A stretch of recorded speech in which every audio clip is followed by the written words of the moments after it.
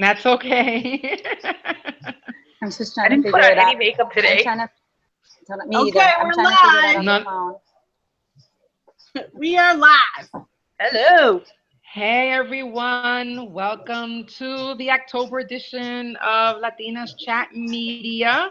And we thank you for standing by while we deal with some technical issues, but we're all here and really excited to talk about this awesome moment in US television history where we have a spate of wonderful African American talent in front and behind the camera, bringing us very, very different genres and kinds of stories. So we're really excited to discuss it. So what I'd like to do is start off with Linda. I'm going to start off with you, and I think we'll Okay. talk about whichever one is your favorite. Which one is of Atlanta, Queen Sugar, and Luke Cage? Which one is your favorite? And we'll start our conversation with that one. All right. Is it my imagination or do I hear music? There's Oh, something that going might on be in the me. That background. might be me. I'm gonna lower mine. That might be me. Okay. Okay. So thanks. First of all, out of all three, Luke Cage, Queen Sugar, and Atlanta, I fell in love with Atlanta immediately. Okay. So let's I'm start a off big with Atlanta. Go ahead. I'm a big fan of Donald Glover. I think he's super talented. He's a great writer. Could you hold on a funny second, comedian. Linda? Siri, your background. I can't. It's really loud. Siri, can Hold on. you I'm trying to mute myself, but I Yeah, if you can't. can mute yourself, and then Oh, unmute yourself when you want to jump in, so that way we won't hear that background. Oh, she left went the away. call. That's probably accidental. So we'll just look out for her attempting to call back in. So why don't you maybe send her another invitation? I Keep going. All right. So, do you want me to send I'm sure that was invite? autocorrect. Yes. All right. Let me send her another invite. She wants to be on the Siri. computer instead of the phone, so she can control more of the mutes and all that kind of stuff. Okay. But while you do that, why don't you tell us? Okay. So Atlanta. First of all, the first episode is it sets up the whole series so great. But what I love about Atlanta, what I love about Donald Glover, is that first the series is a comedy drama, more comedic than anything else, and it's about two cousins trying to make it in the rap game. One dropped out of Princeton, and the other is the rapper Paperboy, and Donald Glover plays sort of like a manager, and there's a third sidekick who just is comic relief. They're friends. I think his name is Darius, who is hilarious. What I love about this series, and this is something that we've talked about in terms of Latino characters and what the difference between us writing a role and someone else writing a role, is that these characters are multi-dimensional. Like in the first show, in the first episode, you see his baby mama. They're laying together in a bed. You make a million assumptions about them, and as they introduce themselves and as the dialogue progresses, you start learning so much more about the characters. They're very layered. So what he does is he flips the script on stereotypes, and he did that so well in the first pilot, nor in the first episode. So I am digging the hell out of Paperboy. Digging the hell out of Paperboy. I cannot tell you how much I love this character. And to find out that this actor is a Yale graduate, it's like icing on the cake. Like, look, you know? So yeah, that's my take on it. I just love what he's done. There was an episode recently that I felt conflicted. It was the one, not the last one, the one before last. And it was the one where they... No, BAN, Black something network. Montague. Yeah, Montague. That's the one we Is saw. it? Yeah. Same one. I was a little conflicted because the entire episode, you could look at it as brilliant, but I was let down as a viewer only because I do love the storyline. I do love following the characters, but I was a little let down in that the entire episode was dedicated to sketches and parody. Yeah. And it took me out, and I love him. So I'm going to accept it for what it was, but when I was reading the comments, people loved that episode. You know, so I was a little conflicted about that. I love where it's going. The last episode was hilarious. And I do love this about the show. And I think it speaks to the creator and what he's about. Donald Glover comes from very humble beginnings, and he was a very smart, very intelligent kid. And he winds up going to NYU to study. And in this series, what you get a sense of is that outsider experience. Paperboy, even though he's a rapper, he's an outsider even in his own community. Mm-hmm. And that is what I love about this series. You get the sense that he fits in, but not quite. They still trying to find their place, even in their own community, and the silliness that goes around them that they have to deal with. I can totally relate to that, and that's why writing these multidimensional characters like this bring in other people. It's a universal experience. I can totally relate. So yes, Atlanta Maria. is it. Maria, what do you think of Atlanta? Have you watched any episode? I'm also going to think about Insecure as well. Because I got to see the first. I got to be honest with you. I think for me, it's a genre thing. I love Luke Cage. Like, first of all, I love so hot. Oh my God. Yes. So like right off the bat, the eye candy is fantastic. But I kind of like that genre. I binge watched what was the show? Luke Cage was with I forgot the name of it. Jessica Jones. Jessica Jones. Yeah, Jessica Jones. Her. Right, exactly. So, he does? Yes. Oh, I didn't know that. In the comic. Yeah. Oh, okay. So for me, it's a genre thing. I loved Luke Cage. Atlanta, I like also. It's a little quirky, and honestly, like that sketch one really threw me off a lot.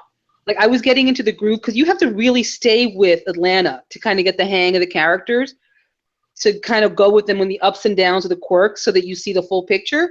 And then them doing that sketch thing really, I mean, it was hilarious. The guy at the end who was like, I don't know what he called it, trans-ethnic, but then couldn't hang with the LGBT. I was like, what's crazy? Sugar is like, I think you said it best, Sophie, it's a really slow burn. So I was like, so good. Yeah, is it okay? Because I'll be honest with you, I had a hard time. I was like hanging on by my fingernails. And then Insecure, I really didn't like it. It was weird. It was stilted. I'm gonna give it another shot and watch the second episode. But so far for me, Luke Cage is my favorite, and only because I love the genre and it's done so well. And it's done so well. I just love it. And he's so freaking hot. But that's beside the point.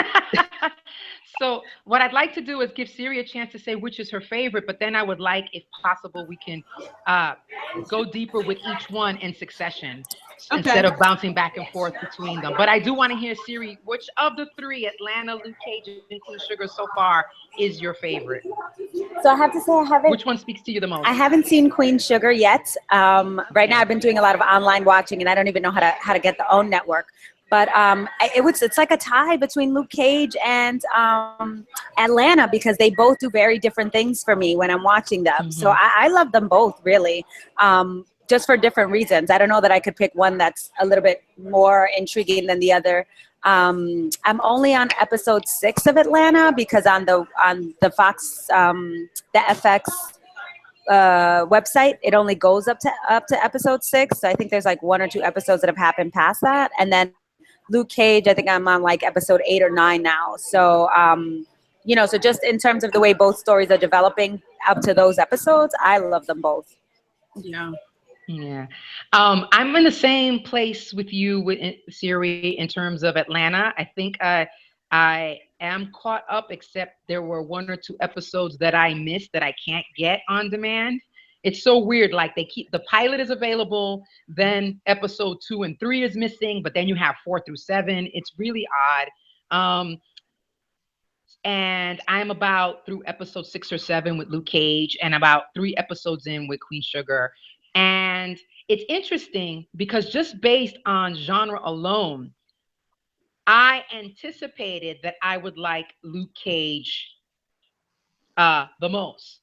But I actually do like Queen Sugar the most. I am a huge Ava DuVernay fan, and she does not disappoint with Queen Sugar. But let's go back to Luke Cage and spend Atlanta. Let's go back to Atlanta and spend a little time with Atlanta. We could talk a little bit more about it.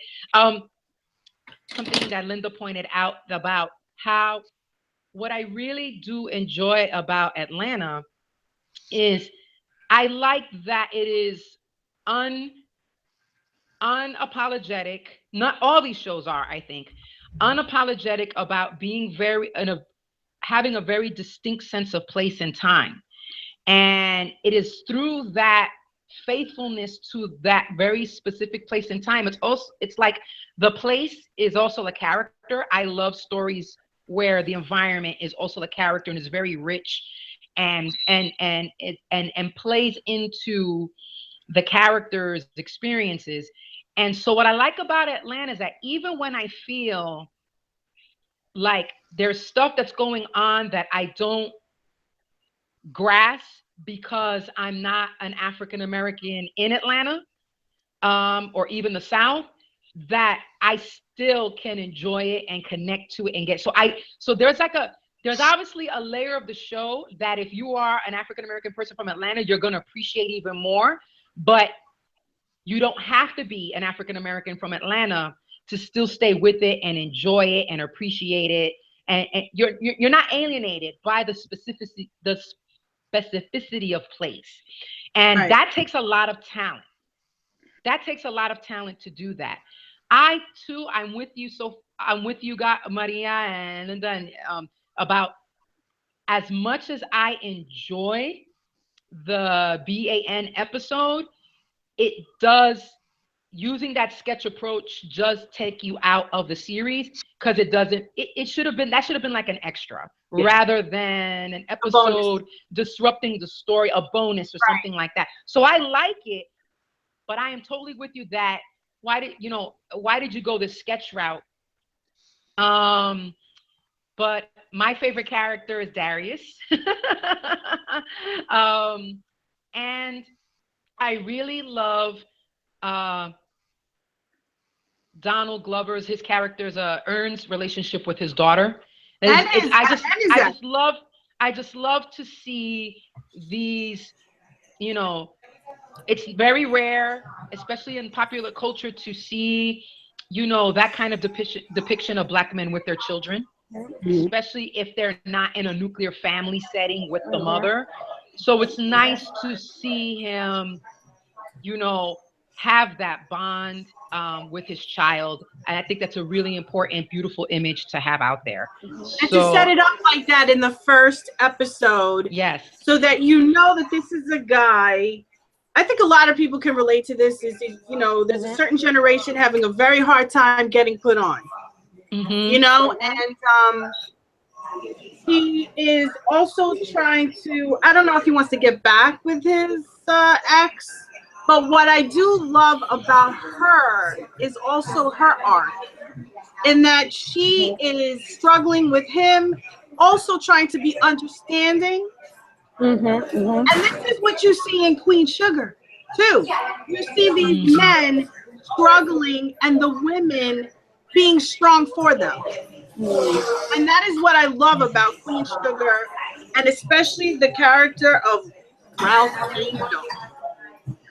He's fantastic. Do we want to move on to Queen Sugar and save Luke Cage for last? Can we go back and forth, because they all sort of? I mean, we can go back and forth. I just want to make sure that we could go back and forth. Let's just make sure that we get a chance to give each its due, you know, thorough, whatever. So let's go back and forth. Sure, absolutely.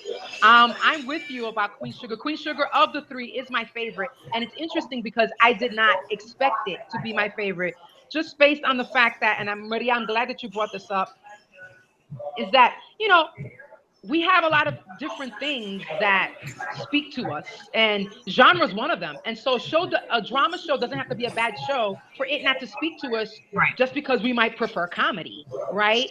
And I really did expect that Luke Cage, being a Marvel property, being very urban, being modern day, being superhero, I really thought I was going to, and being New York, I really thought I was going to like it more.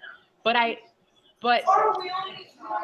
one thing that Ava DuVernay does really well across all her stories, her stories that are, you know, that are not historically based, like Selma. I'm using Selma's the exception, but she is so good. Can someone mute that background, please? There's a lot of background noise. Thank you. And then when we'll jump in. When you jump in, you can unmute, because then you'll overpower the background noise. One thing that if you follow Ava DuVernay's work, especially if you look at her first two films, which she also wrote herself and directed, Middle of Nowhere and I Will Follow, she is a master at depicting layered emotions and relationship dynamics, whether it's women to women, women to men in a romantic setting, women to men in a sibling setting or parental setting. She has such a beautiful grasp on the complexities of just being a human and being in layered, complex relationships to other people. And her work is very much a slow burn. You're not going to get the snap, crackle, and pop immediate gratification of getting the hook in necessarily right away her work. And I feel like her work totally delivers on the promise of publishing. And one thing I want to throw out here is that pilots are really hard. Pilots are really, really, really hard. It's hard to hook an audience and establish everything you need to do in a television series in that first episode, whether it's a half an hour, whether it's 55 minutes. It's very, very difficult. So you almost always have to give the show, if there's any promise, you always have to give the show at least another episode. Well, which is why I feel like a premise in Atlanta is much easier to introduce. And mind you, they started developing this in 2013. Where I could see why Queen Sugar takes a moment to start up, because there are so many people, there's so many subplots. The characters are one thing, then the sugar plantation is another place, then the Louisiana plays a role in it. So when you keep on watching, you see the beauty of the art that they created. Here's the other thing that I love that she does. After some of the episodes, she talks highly about some of these women directors, these female directors that she hired. And she makes it a point to really be their cheerleader. And that there's no reason for these women not to be working on other shows. You know, so she really advocates for women, especially African-American directors. What I love about Queen Sugar is the same thing I love about Atlanta too, is that they keep flipping the script. They keep introducing you to more of the character as you go along. So you think you know someone, but you don't. And that is a complex character, and that's a more interesting character. Like the two sisters constantly fighting. Oh, here's the other thing I love. The diversity in color. Like you never see a family that's, some are dark skinned, some are light skinned. You know, it's just beautiful. It's really beautiful. Everything about Queen Sugar is turning out to be really great. There are two characters that I really, really do love, and it's Hollywood and I think it's the aunt, Violet. Yes, I love that relationship. Oh, And it was torture in the last episode. What happened? Siri, I know you haven't watched Queen Sugar, but I wanted to give you and Maria a chance to jump in on anything that you might.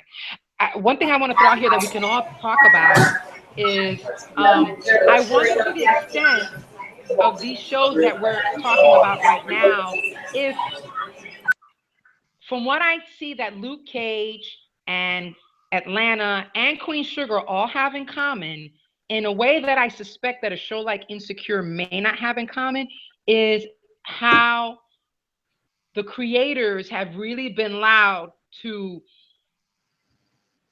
develop the show unfettered. Right. So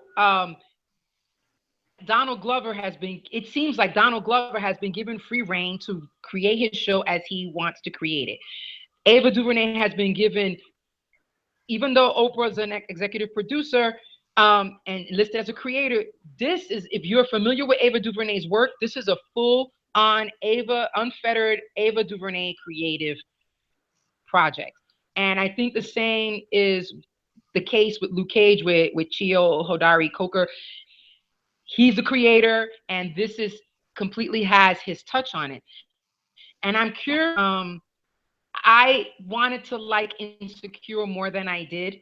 And I'm curious to the extent that if Issa Rae really was allowed to have full creative control in that show, and if maybe some of the unevenness of it has to do with the fact that she didn't. I don't know if that's the case or not. That's the question that I'm asking. You know, I think that's a good point. Ooh, I'm not a.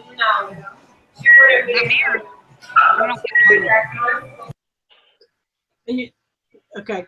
Yeah, that was weird. No, what I was going to say is, and I'm just going to backtrack a little to what Linda was saying. The great thing about seeing a show that is all black, that's, you know, that the writing room is black, that it's really filled with the voices of the people that have lived these experiences, is that we get to focus then now on things like genre, right? These conversations, these relationships, these the nuances aren't confined to this little side character where they have to bring in the entire like breadth of the African American experience into like 2 or 3 little lines of dialogue, and they have to encompass an entire world. All of a sudden, when we don't have to worry about that, it's about the character development. It's about the relationships. It's about, is it the tone is good? Is it quirky? Is it this? And then we can focus on the things, because all of that is put to the side, and that's such a breath of fresh air. It really, I think that's the most important thing. And I think to your point, Sophia, that comes in part when it is unfettered, right? When it is unfettered, people just become creatives. Not black creatives, not Latino creatives, they're just creatives. And then they can focus on the work. You know, is the story that I'm telling right? Is the city, for example, another character like you were saying? And I wanted to make a point about that as well. Nobody worried if Northern Exposure was going to be, you know, palatable to the majority of Americans. They just made a show about Alaska, right? I mean, Alaska, you know, it was a show, and people were like, they never worry about that though.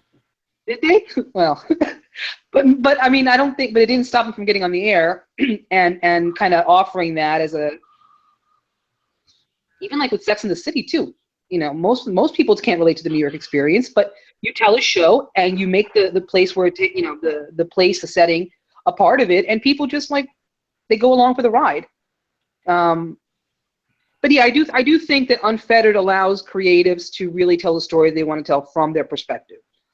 And it would be interesting to find out to what extent she is or is not unfettered in Insecure, because right now it seems uneven. It doesn't have the same strength of voice that her web series did. Well, I have an opinion about that too, because I think that the web series was okay in terms of a web series. It wasn't a strong web series. Her voice was new at the time. I don't remember when it premiered. It's been quite a few years. Things have changed and evolved in a few years too. So her voice may not have the same impact it had when it initially came out. We see her character more often. We see Black women speaking in that way a little bit more often now. She created something for the web, but I don't think it translates well to television. I also know that there were delays in development. Yeah.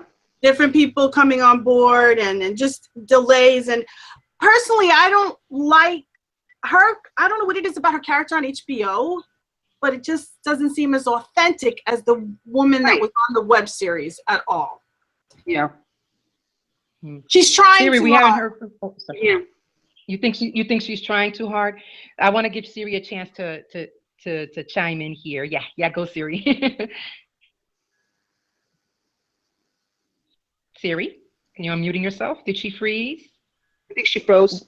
Okay, she'll come back in. Siri, if you can hear us, you froze, so you may want to try to come back in. Here's one caveat that I want to put out in fairness to Insecure. There are a lot of people that the show does resonate with. So one thing that I want to throw out there for possible consideration is that maybe it doesn't land on me because I'm really not the demographic, and that has to be okay.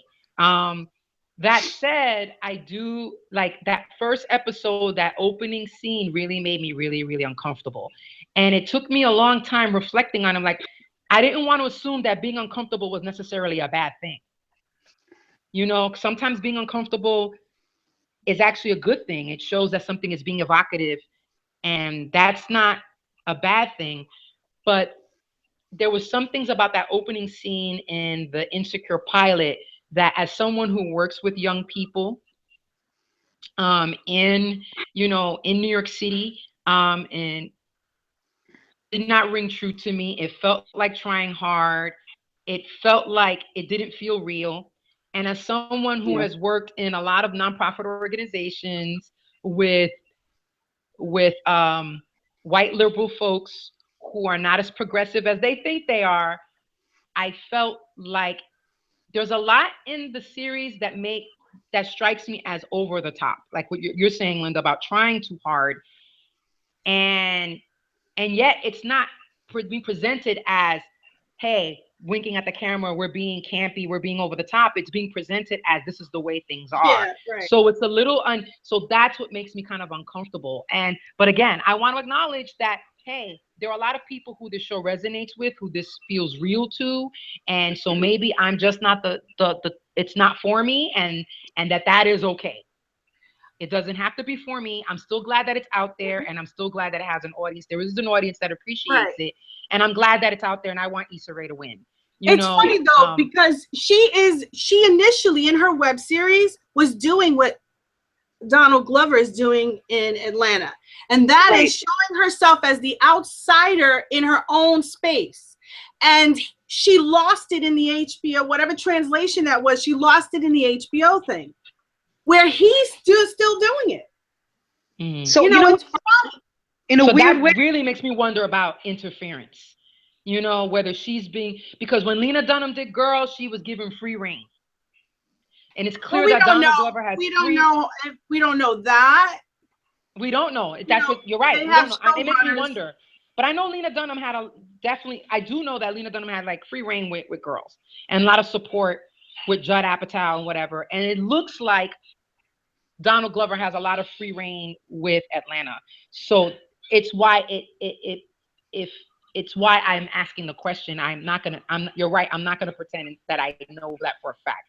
But she's the one person of the 4 shows that we're talking about that has a co-creator. That was very much more involved than the others. So the only other show that has a co-creator is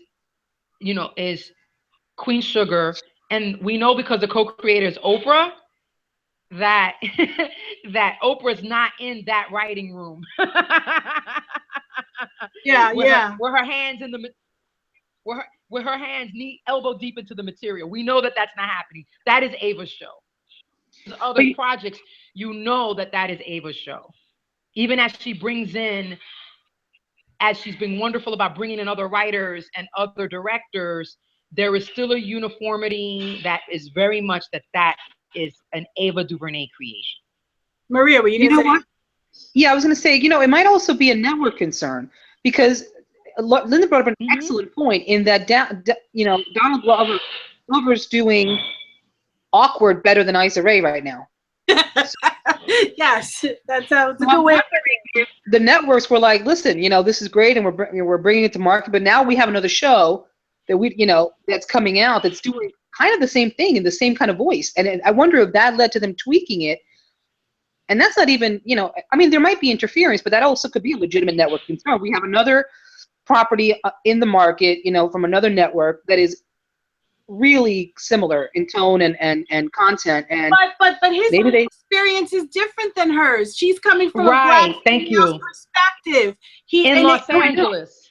And I agree with you, Maria. 100%. I agree with you, Maria, because I don't know so much if maybe they heard that he was doing it that it'd be kind of silly to say, well, we can't do it this way because he's doing it that way. But they do things like that. You're both right. You're both absolutely right. That makes me crazy. Yeah, you're both absolutely right. There's a possibility that what Maria said actually went down, and she's right in that possibility. And you too, Linda, are right in the possibility that if that did go down, that's messed up. Because that's what they do to properties by people of color. Oh, they got their black show and it's too much alike. And meanwhile, they're nothing alike. Right. Well, here's the other thing. We got to look at some reality here between the two people. Issa Rae had no experience. She didn't go to NYU. She's not she never was on a staff before. Donald Glover was writing on 30 Rock very early in his career. He has proven that he can run a show. She hasn't proven that she can run a show. And when they see that, they don't truly trust it as much because she came from a web series. Right. So, and in a web series, you pretty much do whatever the hell you want to do. There's no structure. I don't remember seeing any kind of structure in Awkward Girl. She presented to us a nerdy black girl. We hadn't seen a nerdy black girl, but black girls are all over the place now. I want to push back a little bit on that because you know this because of your own experience that she didn't have network television writing experience, but she knows how to write and produce because she was writing and producing her web series. And maybe it's not the same animal as a television series, but I just feel that if they question her ability to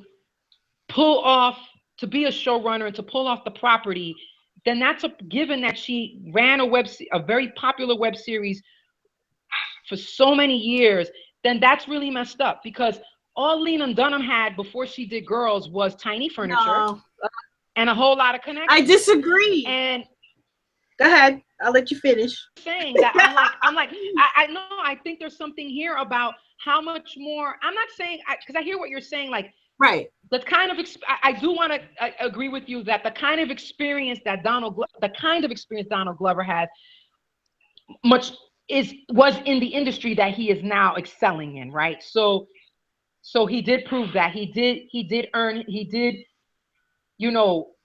sharpen his chops in television. So you are absolutely right about that.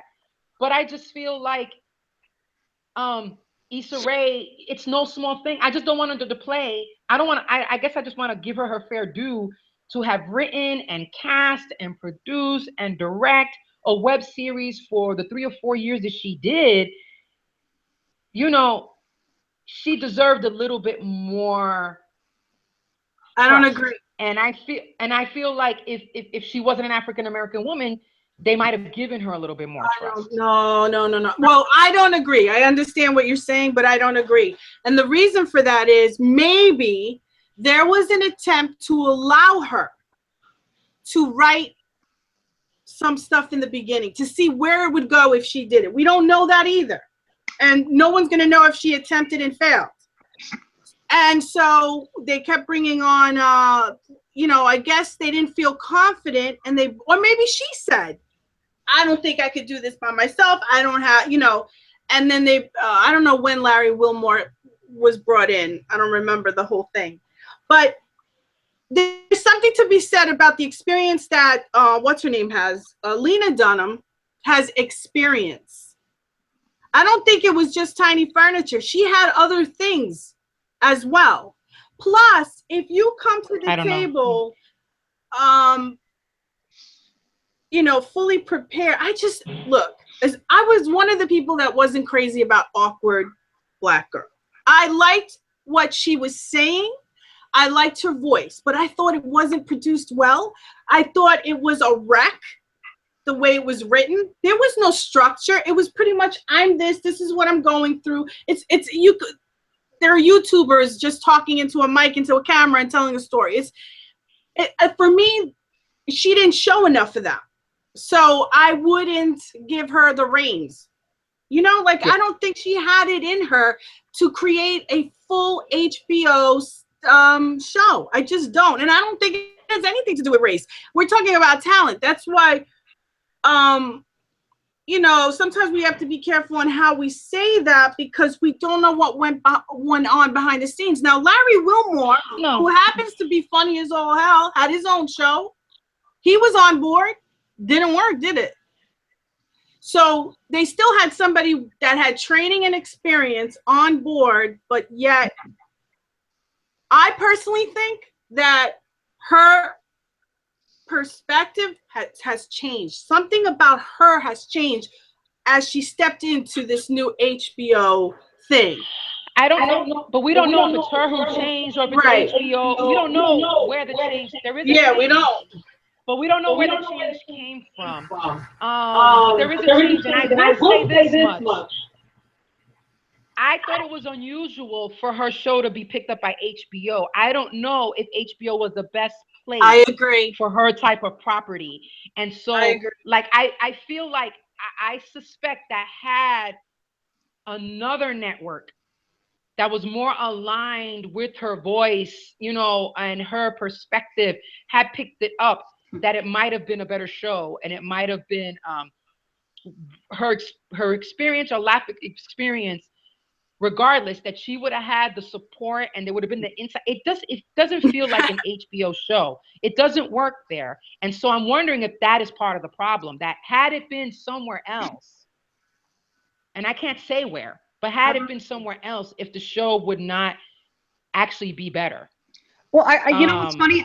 From what I understand, HBO does give you the greatest free reign. The networks actually give you more oversight. Fox, from what I remember, you know, I went to a NYF TV creators panel, and they were all female showrunners, and they were saying broadcast is a lot more difficult. So Fox is pretty good in terms of leniency. I'm sure OWN, to your point about Oprah, would be very lenient and give you a lot of free reign. But HBO has a real machine, a big, huge machine that thinks about marketing and awards and all of that. And I'm wondering if, in its own weird way, it was her lack of experience, perhaps, that they knew that there was something there, but they knew that for it to fit the HBO brand, it needed more oversight. And I think that goes to Linda's point. It could just be that she didn't have enough network experience in how to translate an online property into a standalone series for as big a juggernaut as is HBO, you know? This is a great discussion, because you know, we don't know, right? But we also know what has happened in the past, and everything that we've talked about, even where we disagree, has happened in the past to other creatives of any race, and women too as well. It's 11:44, and I really want us to dive into Luke Cage. Let's talk a little bit more, because we haven't given that show as much attention. So, but I'm glad. Oh, wait, 1 second. Siri, I don't know if you could see, but Siri's on the comments. Oh, no. She's okay. So great. I'm going to read what she's saying just for now. Please, so we could hear her. Yes, please. Anywho, because she was going through all kinds of crashes. In regards to Issa Rae, if you follow the web series, she was not the writer-director of the web series. Oh. At least not for every episode. And she's not writing all of the episodes of the HBO series. I think that's a good thing to know. Very good, Siri. I did not know that either. Okay, that's good. Thank you, Siri.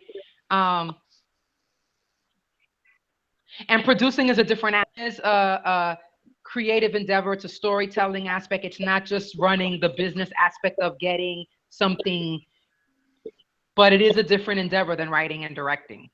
So if we're talking about voice and she's not the writer, then where is her voice? Exactly right. So it makes me wonder, because obviously she had a partner. If that person, that's what Siri said, not me. I'm giving it to no, but that's good. She's on there. She's still making her contribution. She's on there doing the research. Could you ask, even though we're gonna move on to Luke Cage, could you ask Siri to go look and see if any of the writers who were part of the web series were brought onto the show? That would be very insightful if she can find that out for us. Can you hear us? Maybe that's better. I think she can hear us. I think she's watching. So, okay. So Siri, can you find out, just do a little research and find out for us?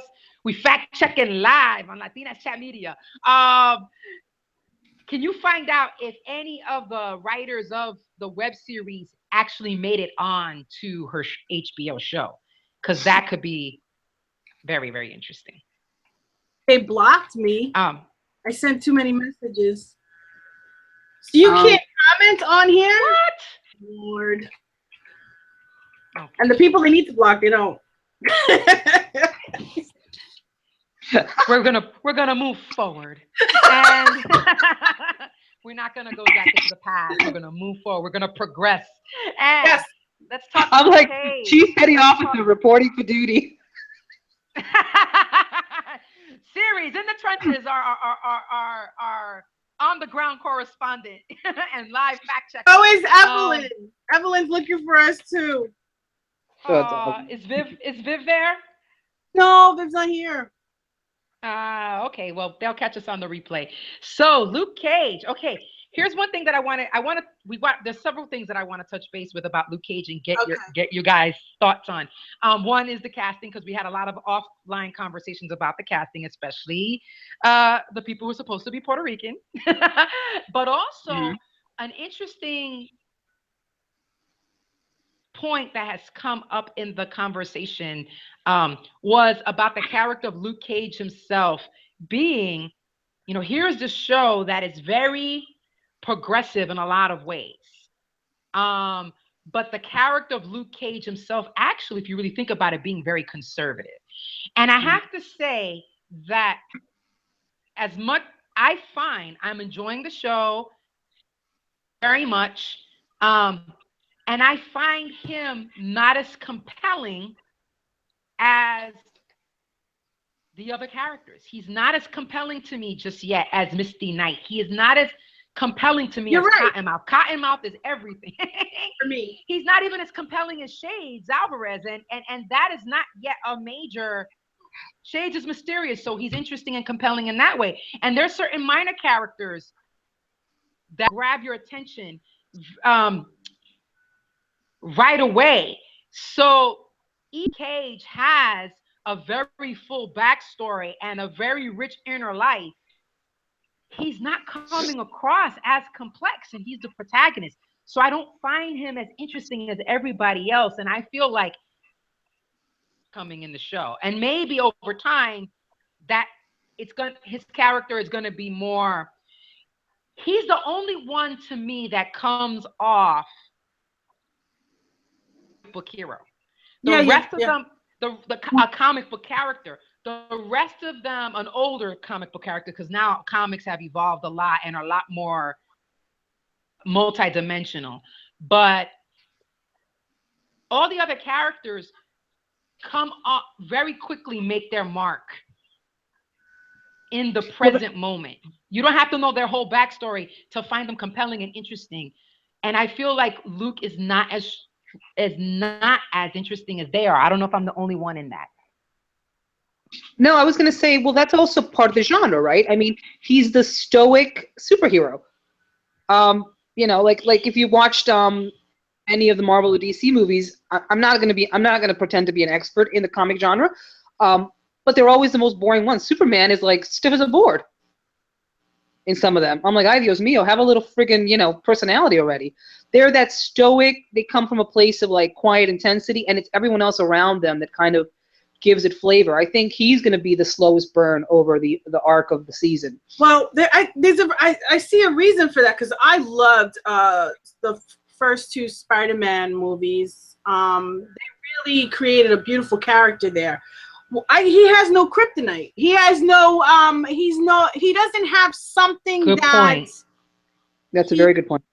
He's really just a really nice guy with no real issue. And I'm on episode 10.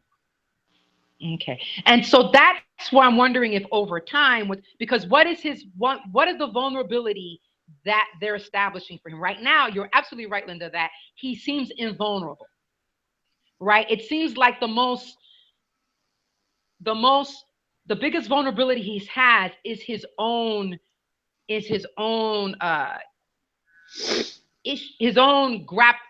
reckoning with his past, especially around his relationship with Reva. So I'm wondering if what's going to happen is his vulnerability are going to be other people. So as he starts to care about other people, like he cared about Pop, and then they came for Pop, right? And as we start to see his relationship with Misty unfold, if his vulnerability is going to be her or anybody else that he cares about. But I kind of feel like I don't know if that's enough. That's a good point. It's a very, very good point.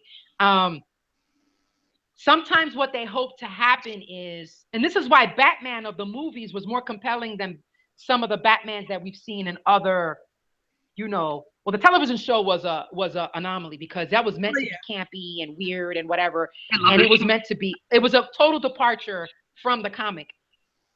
But the reason why the Batman movies are so, grab you is because Batman is a much more compelling, complex, layered figure, and he's not like a can do no wrong type dude. He definitely has his flaws and his fatal flaws and his vulnerabilities.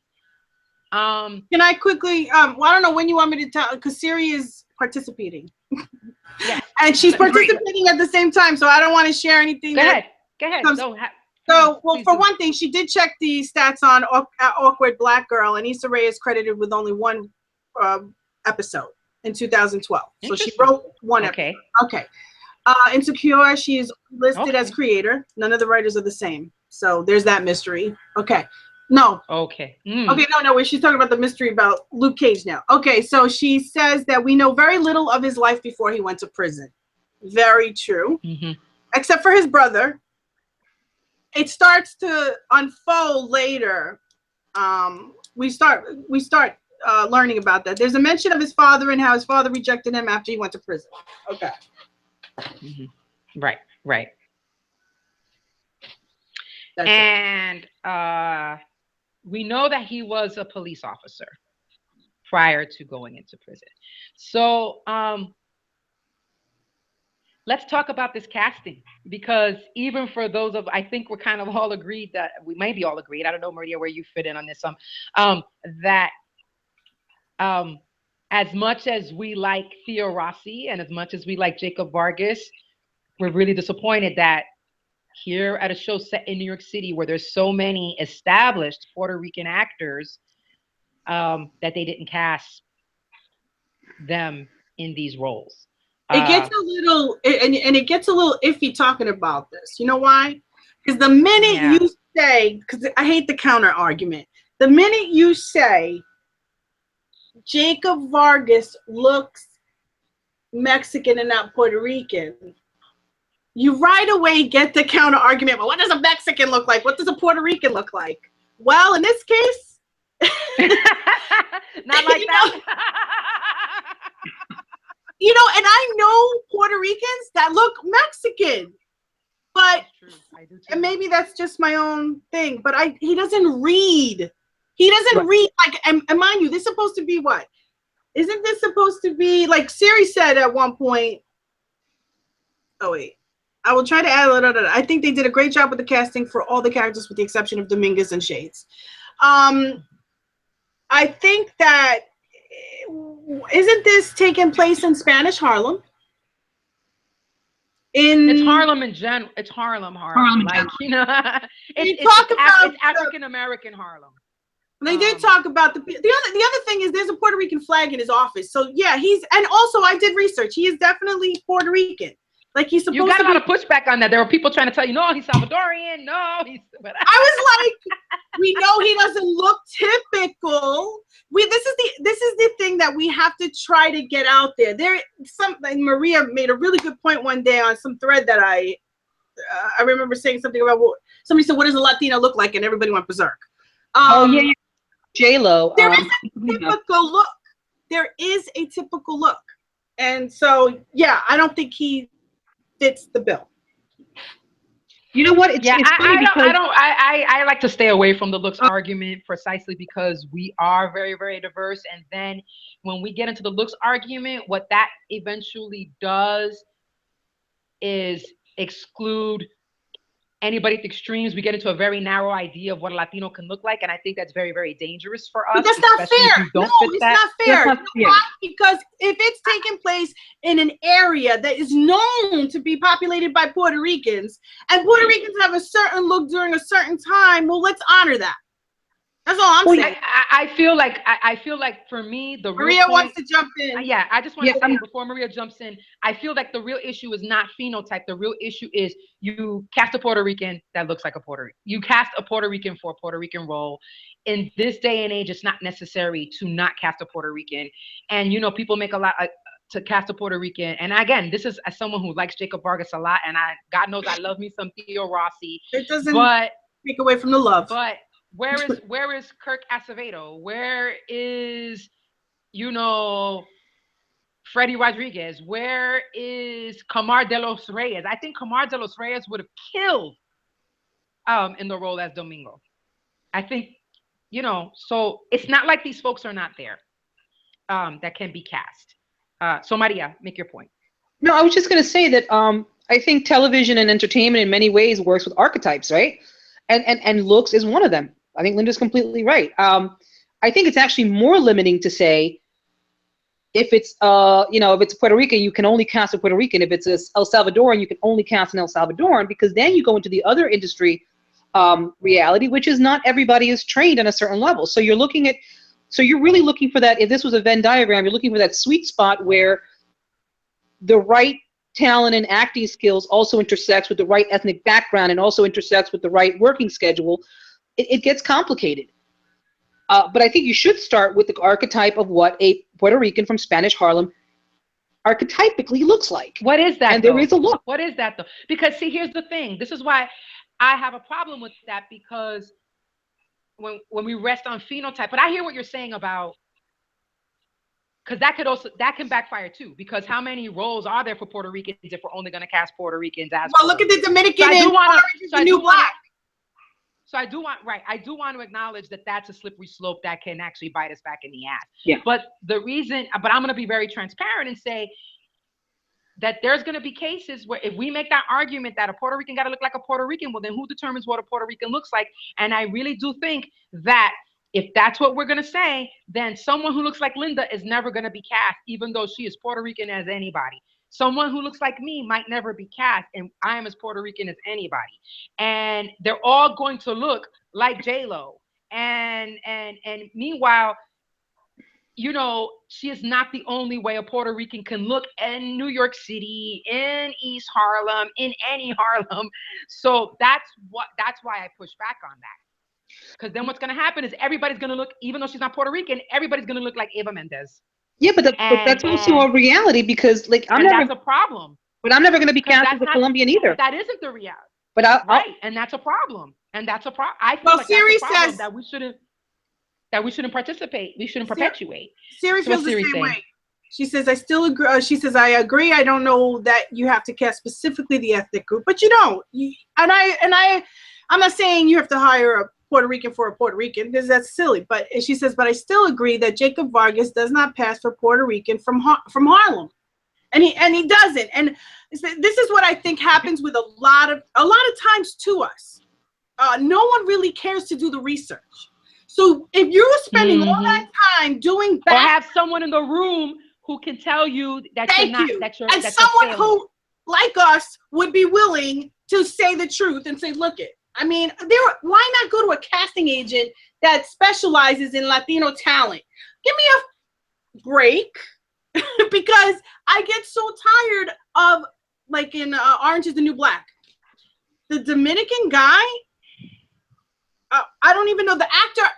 I don't think is Dominican. He doesn't come off as a New York Dominican. And don't tell me what is a New York Dominican. You being in New York, you do get a sense of a typical look. Yes, a typical way of being.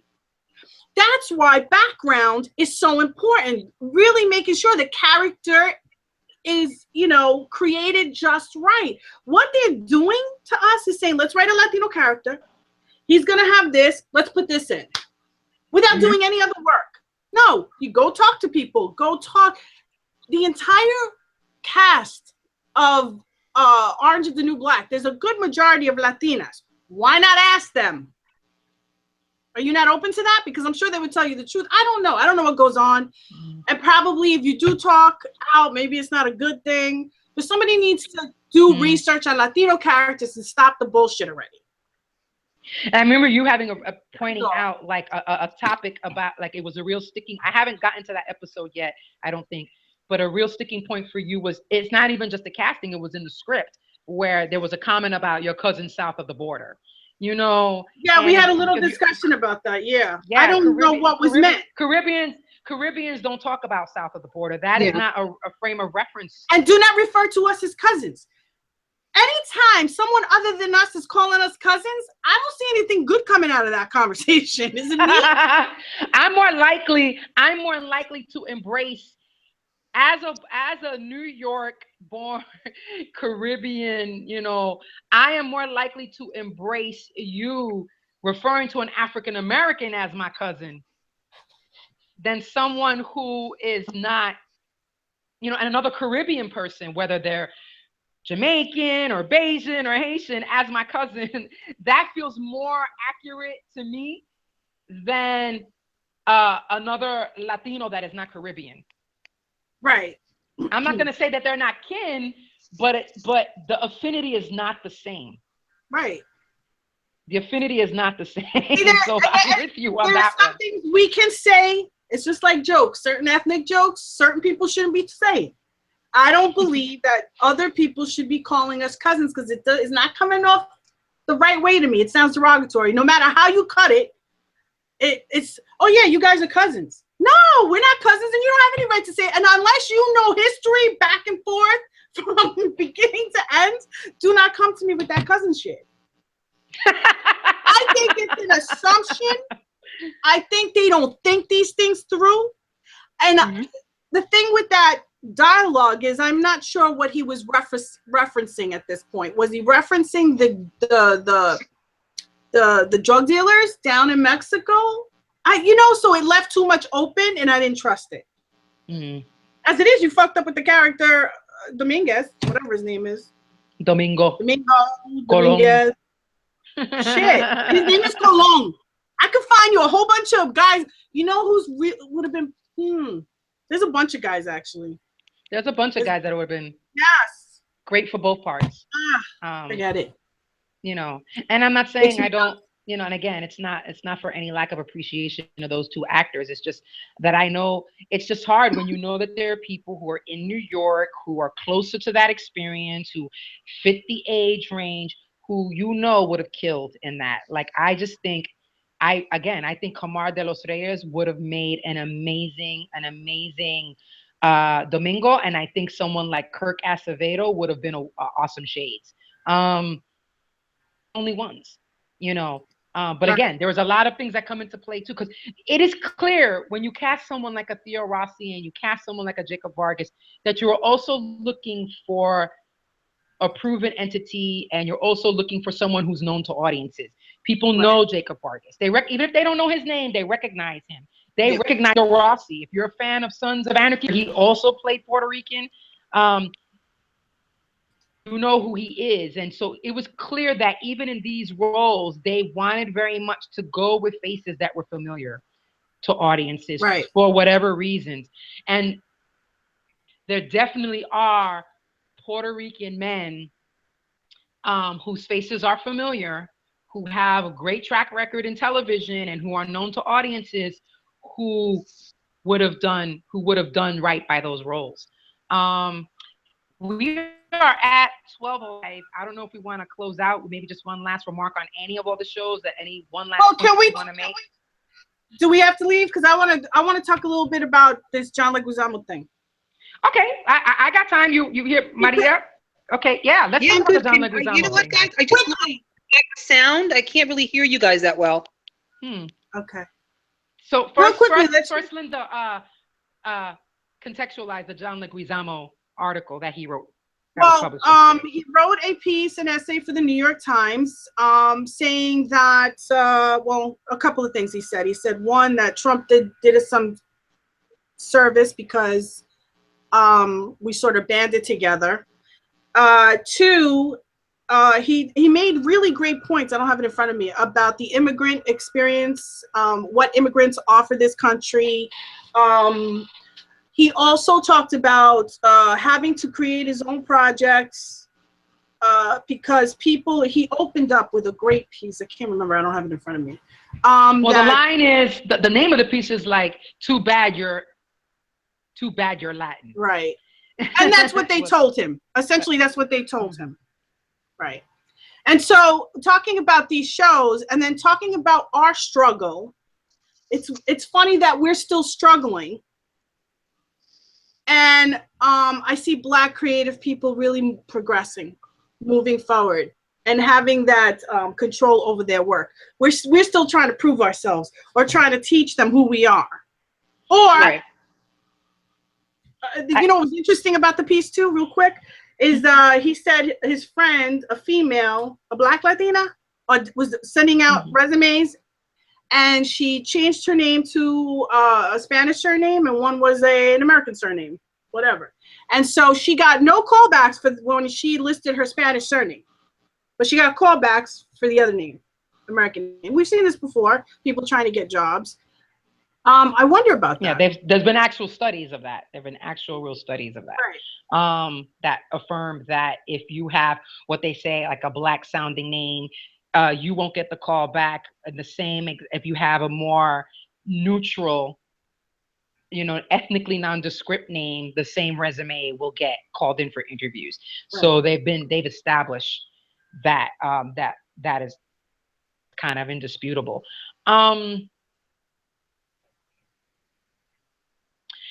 We know that there are writers out there who have their own Luke Cage, their own Queen Sugar, their own Insecure, their own Atlanta, that are not getting through. And I would suspect that the big part of it is that they still want us to perform. Like we're saying, we're trying to teach them who we are. I don't know how much of a receptiveness there is to learn who we are, especially because who we are is really, really complicated. And I think because when I look online and I see what people, it's great to see a lot of Latino creators creating their own projects. They're trying to do kind of like what Issa Rae did, is create their own opportunities by creating, being behind their own work and putting themselves on. And that's something I totally respect and encourage. But some of it, honestly, is still the same old narrow idea of what a Latino is. A lot of it is comedy. A lot of it is a certain type of comedy. It's not even a broad range of different types of comedy. And very stuck on Vic Vaporub and chancleta jokes. And I think that's part of the problem. I do know that there's Latinos out there who are trying to complicate what a Latino can look like, and receptive the gatekeepers are to hearing that, hey, Latinos can be awkward. Latinos can be Southern. Latinos can be Muslim, Latino, right? All these different things.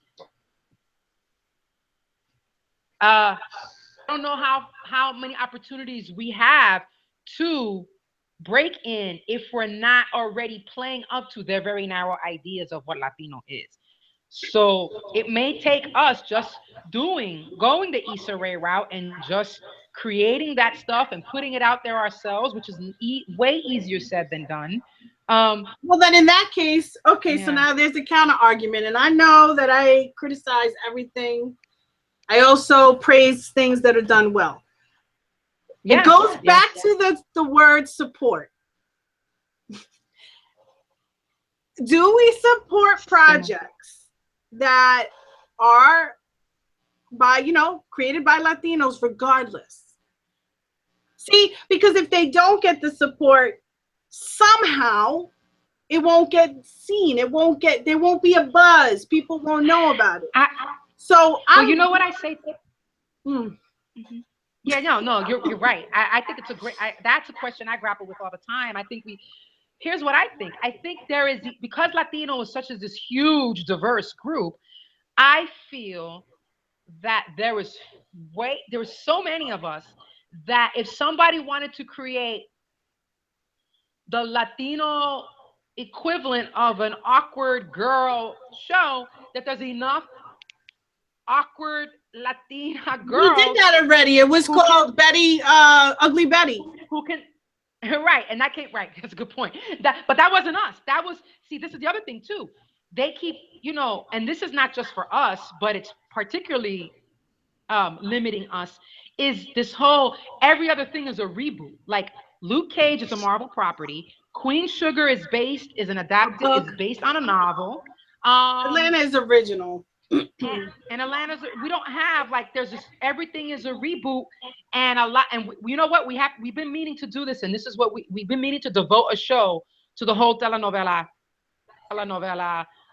phenomenon, because a lot of our opportunities are coming from trying to Americanize telenovela properties, and Ugly Betty was very successful in doing that. It took that concept, but it didn't. And Jane the Virgin did that really well. And I would submit that that's not easy to do. But the problem is that now that's where we're looking for all our properties. And that's a problem. It's not allowing us to showcase the range of diversity within the Latino community. But the argument that I want to make, and then I want to let Maria and see if Siri has anything to say to this, is that we're such a large group and such an eclectic group that we could make a show about a Muslim Latino, and there are enough Muslim Latinos to take care, and people who are interested in Muslim Latinos to take care of that show. We could create a show that is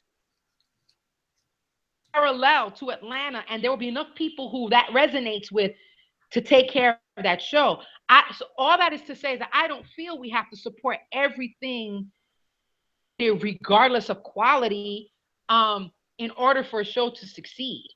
But I think the problem is the frame from the gatekeepers is that since they look at our big number as a whole, as all of us together as one group Latino, they see that big number and they want one property to serve that big number. So they don't want to hear like, oh, but this show could still be successful.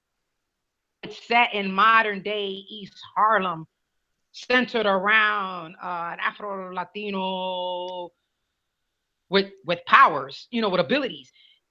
Is this going to reach the Mexicans in the Southwest? Is this going to reach the Cubans in Miami? They don't want to hear. It shouldn't even matter. Exactly. That's what I'm saying. It shouldn't matter, but it matters to the gatekeepers. I'm with you, but it matters to the gatekeepers. Having been in rooms with some of them, I have heard that directly from personal experience. Siri says, when we were trying to narrows the scope because we are relying on a Latin American viewpoint. This is the telenovela comment viewpoint for our story, and we already know that those telenovelas are hugely problematic in terms of race, gender, and class. Yes. We don't have to support anything. You know who needs to support it? White people, for real. Yes. And she makes a good point, because as much as they say that they just want our numbers, that we're a huge market and they want to tap into our market, they do care about crossing over. They still, as much as they say that, they still don't believe that without a crossover audience, our stuff can work. It's our about stuff money. can succeed and be financially viable. Right. When they read feel the script, they're gonna say, "Is this gonna make us any money?" Because it really boils down to that. Not, "Oh, we want you to tell your story." No, we want to make the most money off of you. Right, and their assumption is that in order to be financially successful, white folks have to watch it. And look, that's not true to me. And that's not true. That's the difference between the success of In the Heights and the success of Hamilton. Hamilton was a story that was able to bring in all people, all audiences. Not In the Heights. In the Heights was fantastic, but it wasn't as big as Hamilton. You're talking about U.S. history now. You're talking about an entirely different casting idea. You're talking about using rap, R&B to relay this message. It's unique. It's brilliant. It's what brought a whole bunch of people together. It really, at the end of the day, these networks want to make money. Mm-hmm. That's it. They just want to make money. Right. So we need to understand that when we are, and it's horrible because you want to tell your story without worrying about all of that, which I feel that Donald Glover does well. I feel like he's been able to tell his story. I feel that they do want to make money, but I don't. Yeah, Maria just sent the message saying that she was knocked off. Yes, they want to make money, but I still think, because if it was about making money, then there would be a lot more properties, because there are properties that are viable, and the markets and the audiences are big enough to make them the money that they claim that they want. So we wouldn't need movements like Oscars So White if it was the audiences are showing up. Like, one thing that the African American community is proving is that when you put out these properties, people are showing up. Because these properties that we're discussing in this particular edition are super diverse. These are very different characters in very different locations and in very different genres, and folks are showing up for it. But look at where they're being premiered. Look at where they're being shown. FX, OWN, Netflix. Yeah, it's not NBC, it's not CBS, it's not ABC. It's not the big. It's not the big networks. Yeah, it's never going to be the big networks. Never. Why? Which is why I'm surprised that a show like Blackish works. The only thing about Blackish that I don't like is that it just hits you over the head with all the commentary, where Atlanta does it so freaking funny. It's sharp. It's really, it does it well. It does it well. Well, we could, you know how we are. We could go on. Yes, we can cut it. This is why, we are folks trying to go twice a month. We're thinking we'd like to have this brunch edition, and then 2 weeks prior or after having a nighttime edition, so more folks can join us live and be part of the conversations. And we welcome any ideas you have about things that we can talk about. We have plenty of our own. There's always something going on in the entertainment world that we can discuss, but we definitely would like to hear from you. I think we have to close out. We can never finish the conversation. These conversations are always ongoing. I'm gonna try to this commentary right here. Okay, go ahead, please. Go ahead. Let's see it, because they're let them weigh in, read their comments and weigh in before we sign off. So Siri said, well, there was an interesting meme that came out a couple of weeks ago, which had images of Luke Cage, Atlanta, Insecure, and Queen Sugar on it, and the phrase was something like, "We have options," which resonated with me because it was a message back to the community. We can watch and support shows that reflect us. No, you're so smart, Siri. She said, you ladies are so smart, but you're smart too. Game recognizes game, Siri. The one thing that I want to say two things. One is that the first thing that I did with all these shows, once I was hooked on them, is I went to Spotify and got the sound, and because all these shows, the music all these shows as Yeah. it's not only just the diversity in the images, Yeah. it's also the sound design and the visual aesthetic and the music. So please support the music, and also, folks, support the original property, support the book. You know, as a writer, Good point. that's really important to me. Buy the novel Queen Sugar, and buy other books, because as much as it's an issue that we should be able to create original stories. If we are in this time where film are so skittish about trying something new, then it behooves us to really make our properties in other genres, especially in the book world, successful.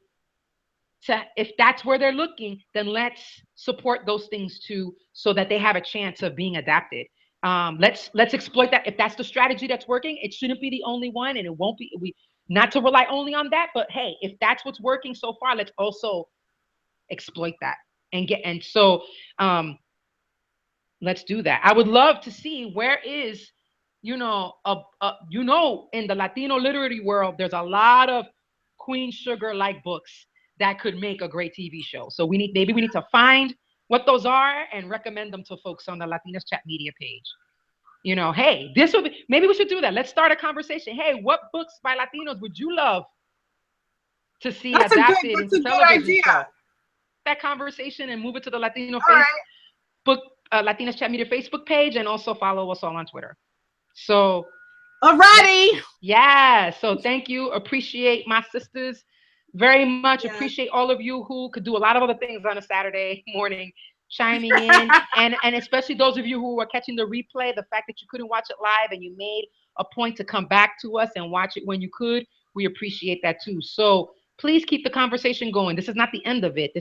We continue. These things are evergreen until we make more progress. We have to keep the conversations going and challenge each other to think outside the box and come up with solutions that benefit all of us. So thanks, everybody. Have a fantastic weekend. All right, hon. Take care. Hugs. Okay, you too. Bye-bye.